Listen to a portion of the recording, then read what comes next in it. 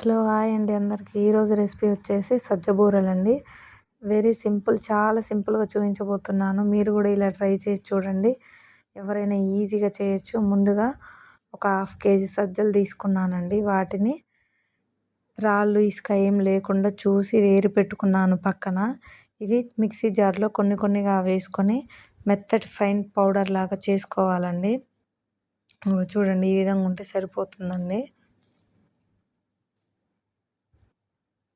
తర్వాత మళ్ళీ ఇంకొన్ని సజ్జలు తీసుకొని దాంట్లో కొంచెం ఎండు కొబ్బరి, గసగసాలు, ఇలాచి వేసి మళ్ళీ అలాగే పౌడర్ పట్టుకోవాలండి. ఈ విధంగా పౌడర్ పట్టుకొని మొత్తం పౌడర్ ఒక దాంట్లో వేసుకొని బౌల్లో, దాంట్లో కొంచెం సాల్ట్, అలాగే కొంచెం బేకింగ్ సోడా కూడా వేసుకొని ఒకసారి పిండిని బాగా కలుపుకొని ఈలోపు బెల్లం తురిమి పక్కన పెట్టుకోవాలండి. దీంట్లో కొంచెం వాటర్ వేసి బెల్లాన్ని కరిగించుకోవాలి.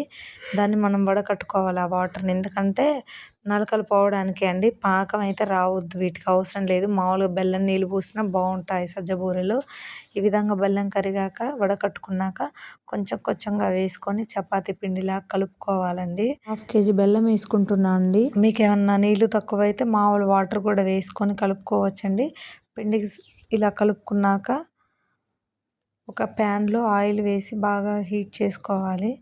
ఆయిల్ హీట్ అయ్యేలోపు మనం ఒక ఆయిల్ కవర్ని తీసుకొని దానిపైన మనకు కావాల్సిన సైజు బూరె చేసుకోవాలండి. కొంచెం మందంగానే ఉండాలి. తర్వాత ఆయిల్లో వేసి వెంటనే గంటతో కలపొద్దండి, విరిగిపోతాయి.